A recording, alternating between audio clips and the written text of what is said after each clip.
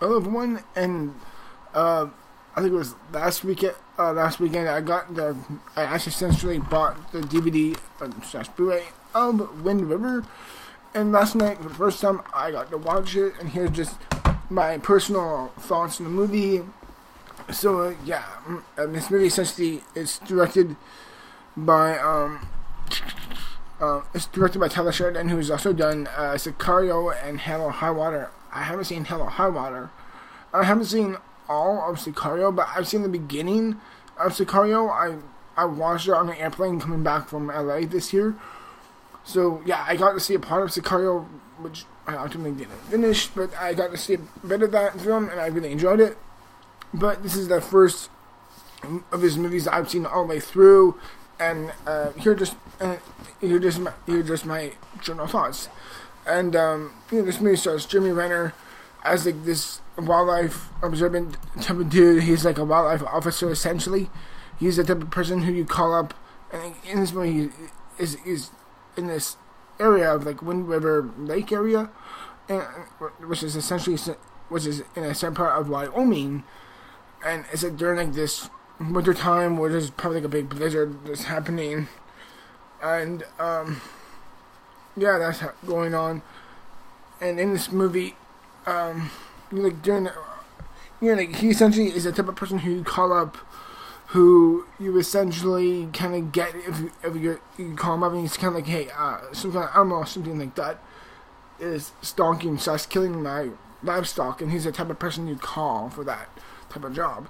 And essentially, during on a job he's looking for, at a certain point in the beginning of the movie, he finds the corpse of a young Native American teenager, and of course, it kind of ropes in with this kind of like murder thriller mystery feel to it. And this movie, after it finished and the credits started rolling, I found myself for a good minute just staring at my TV. It was such a cold, off, desolate, chilling, unforgiving movie, and it really does show the unforgiving nature of both the environment and with the environment itself, and with the law and the government. It kind of feels like how they oppressed the Native Americans, even up to like towards this day and age, and how they won't give them an unfair type of analysis and stuff like that when it comes to crime and stuff like that. And sentences and such because it's so shit. Sorry. And just because it's such on a lower scale like that, the budgets are lesser, and therefore the film movie just hits so much more like a wrecking ball for its own sake.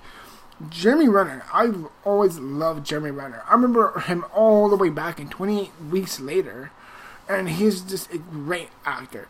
And yeah, we know him from movies like Hurt Locker and The Avengers and Arrival, but in this movie he's so quiet and so subdued and so freaking damn good. They give an incredibly chilling, quiet, and subdued and very subtle performance. And what I like about this movie is that it doesn't feel like an over-the-top melodrama or something like that screams or whines for an Oscar. It feels clever, constructed, and atmospheric, clever and desolated for its own sake. And the atmosphere and the environment becomes very much a part of the character in a way.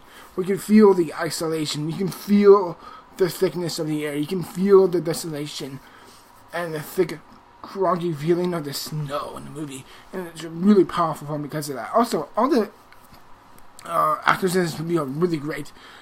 This as well. Elizabeth Olsen plays the FBI agent who gets involved, who like the only one FBI agent who you've got who the FBI kind of allows to go in. Is like, okay, you go in to see how it goes on, and it turns out to be much bigger than she realizes.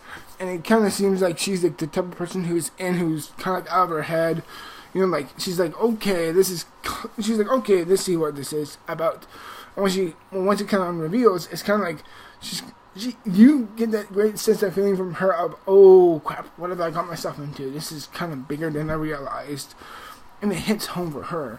Not to mention it hits home for Jeremy Renner because he's also dealing with a very tormented past as well, which I won't get into, but it's really fascinating in how it kind of mirrors the main story and narrative and how that falls along through. And I thought that was a very touching and beautiful angle. Also, the film kind of feels important. But in the end, it showed some text where it really just kind of... I was like, fuck, I was so unaware of that. Like, I understood that, like, when America was being formatted, like, all this type of stuff about... God, I don't want to bring that up on my channel for this time because I'm talking about a movie. But regardless, the movie just hits really powerfully because of its atmosphere and its tone. And therefore, and its pace is a little bit bogged down, maybe because of that. And I feel like the film really does benefit from that. It knows how to feel very cold, clever, and meticulous. And it's a type of slow burner, but it's in the same vein for me as, let's say, Macbeth. And now, granted, I don't love this movie as much as Macbeth, but what Renner does, the same thing that Macbeth does, is that it makes how the slower pacing feel so engaging.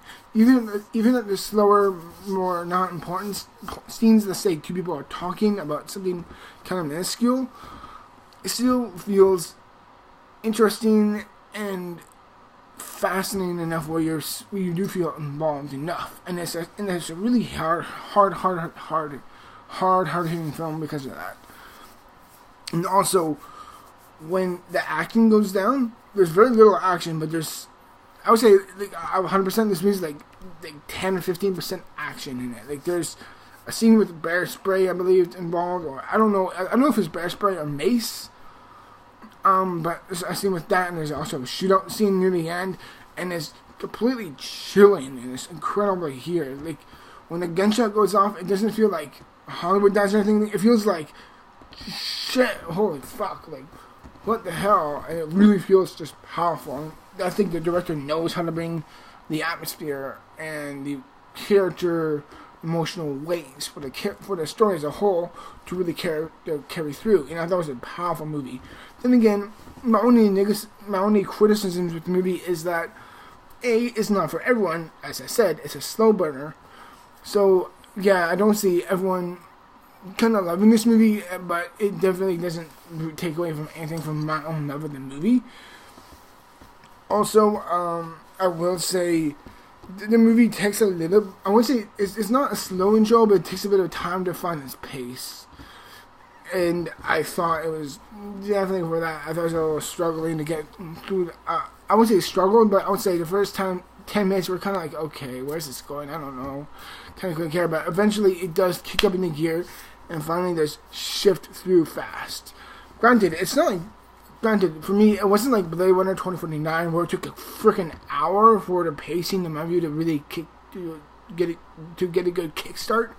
This movie was like 10 minutes, and you're like, okay, what's going on? And then eventually the story kind of does unravel, and it finally kind of finds its real pace and structure there.